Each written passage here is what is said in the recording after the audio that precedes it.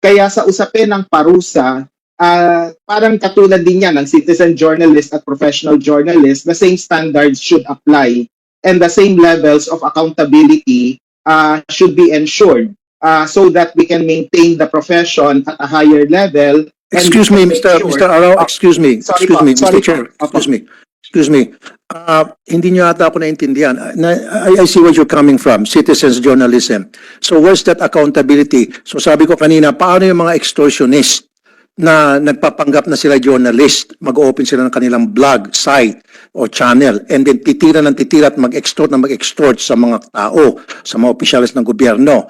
And then, yes, totoo ngayon, meron tinatawag tayo na civil liability. Okay, pwede sila mademanda. Paano kung wala silang pambayad? Sila ba'y makukulong? Siyempre, hanapin yung kanilang mga properties. Extortionist nga siya, wala nga siyang pera. So, tira lang siya ng tira hanggang sa dumating sa Supreme Court. Sabihin ng Supreme Court, magbayad ka ng 1 milyon. Wala siyang 1 milyon pambigay dahil extortionist nga lang siya. So, what's gonna happen? He's free as a bird. Hindi naman po siguro kasi po... Kasi sandali lang. Kasi nga mangyari niyan, nanalo ng halimbawa yung na-offend na party at meron na siyang may declaration na hanggang sa kataas-taasan dumating na meron siyang fine na 1 milyon, wala siyang pambayad ng 1 milyon, dapat yan hihilain yung kanyang kotse o i-garnish yung kanyang sweldo o yung kanyang property, etc., bank account. Paano kung wala siya talaga noon? So, wala siyang pagbabayaran doon sa kanyang kasalanan. That's my point. Opo. Okay, so ang sinasabi mo kasi okay lang, citizens right na maging journalist. So ano yung mag-accountability nila? So like I said, so pwede na palang tumira yung isang Juan de la Cruz na Kengkoy, pagmumurahin niya lahat ng mga taga-gobyerno o kanyang kapwa o negosyante para makapangikil. So is that okay with you? Is that okay in the name of freedom of speech? Hindi nga, kasi marami din sa social media. Ako mismo naging biktima niyan. Pinagmumura ng hindi makain ng aso yung kapwa niya dahil just because hindi niya gusto yung muka, dahil hindi niya gusto yung pagkatao, hindi niya gusto yung kulay, hindi niya gusto yung gender. Pagmumurahin niya, pagsasalita niya kasinungalingan, marites siya, maricon, kung ano pa sinasabi, it's okay with you? Huwag siya makakasuhan ng libel? Civil case lang? Opo. Ang dahilan po dito ay... No, I don't agree. I'm sorry. I'm sorry with you. I'm sorry, Mr. Danilo Arao. I disagree. Para sa mga legitimate na mga media, dapat talaga sila sila ang dahilan kung bakit ma-decriminalize ang libel. Pero yung mga house show na media, kung tawagin mga pseudo media, you know siguro the term is house show, okay? Yes. Yun yung mga attack and collect. So para sa'yo, okay lang, huwag silang kasuhan ng okay lang, hindi sila pwedeng makulong at kapag nakasuhan ng libel, ma-decriminalize because of they're part of that na hindi sila makulong. So, right now, marami natutuwa itong pagsasalita mo yan. Marami pumapalakpak na mga extortionist. Salamat, Mr. Arao. Mabuhay ka, Mr. Arao. So kami mga extortionist, kami ng mga walang hiya, okay na, free as a bird na kami. Pwede na kami tumira. Hindi po sila magiging masaya kung marirealize nila na yung accountability, hindi lang yan legal, kundi extra legal. In the context of kaya nga, Mr. Rao nga, ang sinasabi ko nga, sige, kasuhan sila sa RTC kung saan pa man hanggang sa dumating Supreme Court. And then, ano mangyari? Wala nang pagkakakulong, di ba? So, sila ay bibigyan na, napapatawan na sila ng fine. Right? Sabi natin, kahit pa 1 bilyon na fine o 1 million, wala silang pambayad dahil extortionist nga sila. So ano mangyari? Baliwala lang yung pagkakaso sa kanila because sasabihin nila, Your Honor, wala akong bahay, wala akong kotse, wala akong bank account, wala akong trabaho dahil extortionist nga ako. So, libre lang sila. Ang mga ganitong klase ng extortion, nasa TV network, nasa dyaryo, na legit na dyaryo, radio, may accountability, pwede silang sanggain ng kanilang radio station. Opo. Na kung wala silang pambayad, yung radio station will be responsible enough na pwede isama yung radio station doon sa civil case o yung dyaryo, yung publisher o yung network, pwede isama doon sa civil case para kung yung reporter o writer walang pambayad, walang property, then pwedeng habulin yung network, pwedeng habulin yung publisher. That's what I'm talking about because I've been a true journalist for 20 years. Yes, sir. Ang mabilis lang pong sagot po rito, ang accountability po, yun yung pinakamalaking parusa na pwedeng makompromiso dun sa mga extortionists na ito. At ito yung extra-legal dimension sa decriminalization ng libel. In the context of self-regulation ng media, kinakailangan po yung accountability. How can you self-regulate an extortionist? How can you self-regulate an extortionist? Extortionist nga siya eh. He cannot be regulated. Kasi po, Gagawin niya yung gusto niyang gawin, which is manira ng tao para makakolekta ng pera.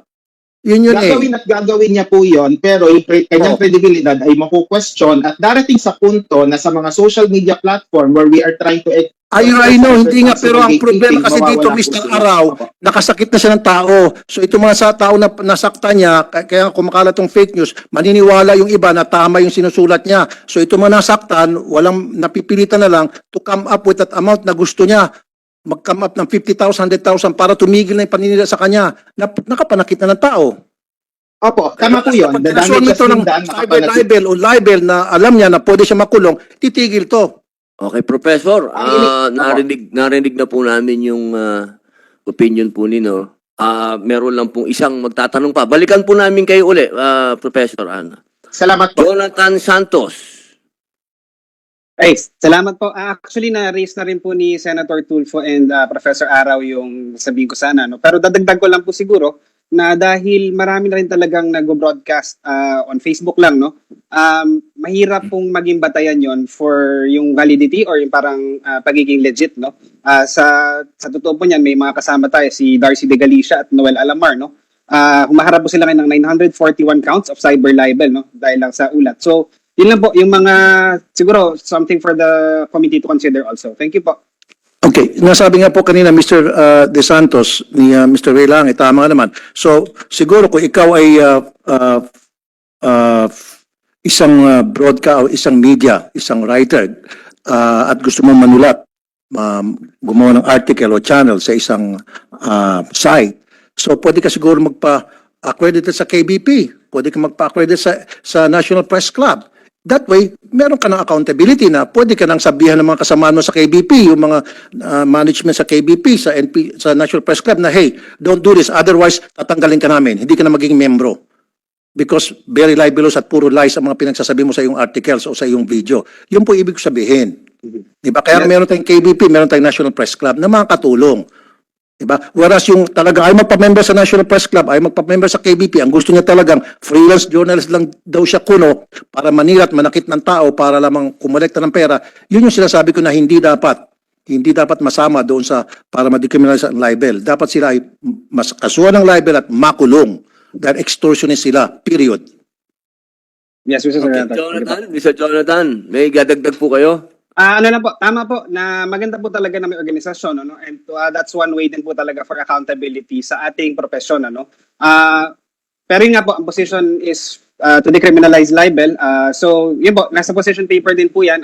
I do hope makonsider Okay, po yung mga ganun. salamat po, Sir Jonathan. Meron pong Mr. Paul Gutierrez. Thank you, Mr. Chairman. Thank you, Senator Rafi, Senator Win Gatchalian.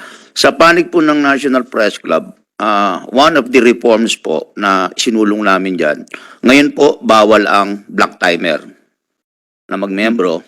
Ngayon po, kabila po ng pakiusap ng ilang mga kaibigan, Sorry po, pwede pong pakipaliwanag lang po sa ating mga nanonood. Black timer, ano po ba yung black? pong sa radyo, yung mga nagbabayad ng oras sa anumang istasyon ng radyo para po makapag-broadcast. Ibig pong sabihin, independent po yan. Yeah, independent po. Bawal na po yan. Meron po akong pera o meron akong sponsor, kukuha po ako ng block time sa isang istasyon ng radyo, hindi kinakailangan sikat, maring nasa dulo ng talapihitan, and then magbabayad po siya doon, and he is free to say what he or she wants to say. Kagaya po ng sinasabi po ni Senator Rapi, banat ng banat, di ba?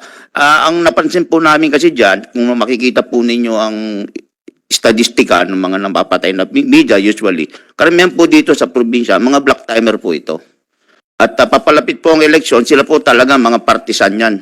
Yes. Di po ba?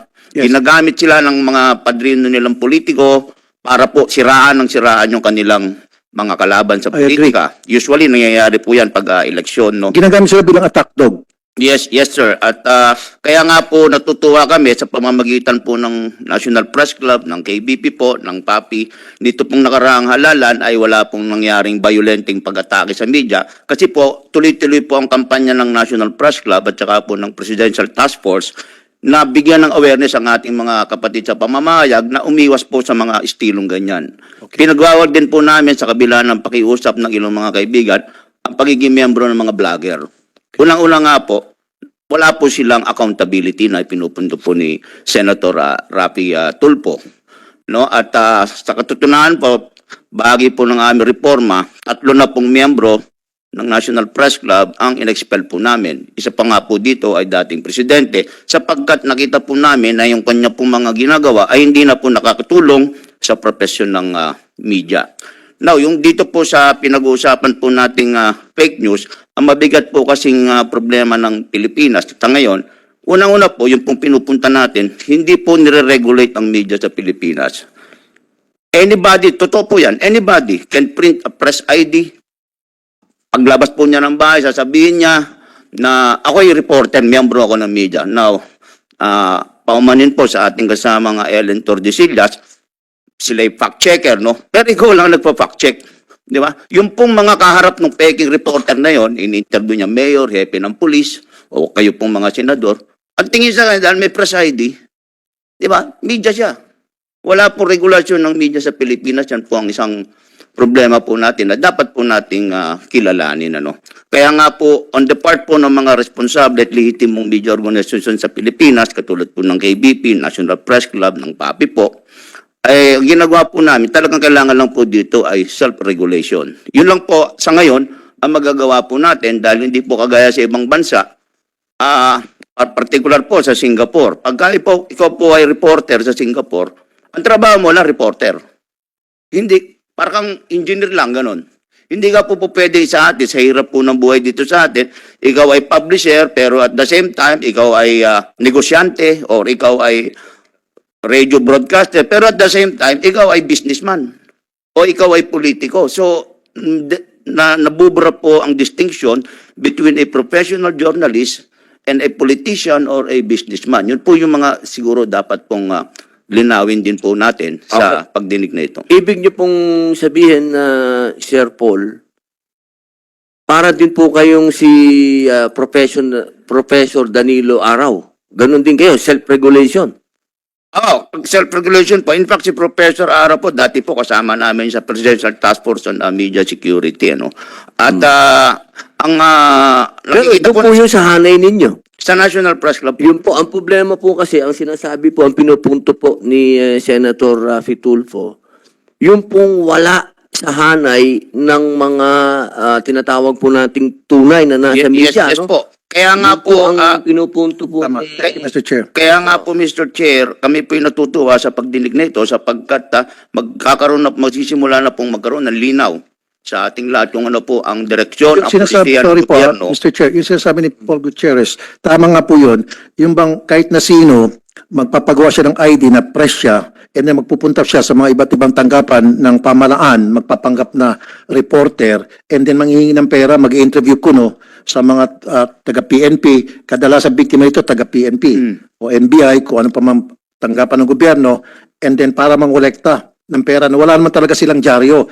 Pero meron silang Facebook account o meron silang YouTube account. And then yung hindi magbibigay, titirahin nila. Yung magbibigay, pupurihin nila. Yun po yung ibig sabihin. So dapat sila ay pwedeng kasuhan ng libel at pwede silang makulong dahil ang intention talaga nila para mag-media kuno upang kumita ng pera at malaking tao. Unlike dun sa mga traditional media na talagang proper information dissemination at meron mga fact-checking tulad nga sinasabi ni Ma'am Ellen. Thank you.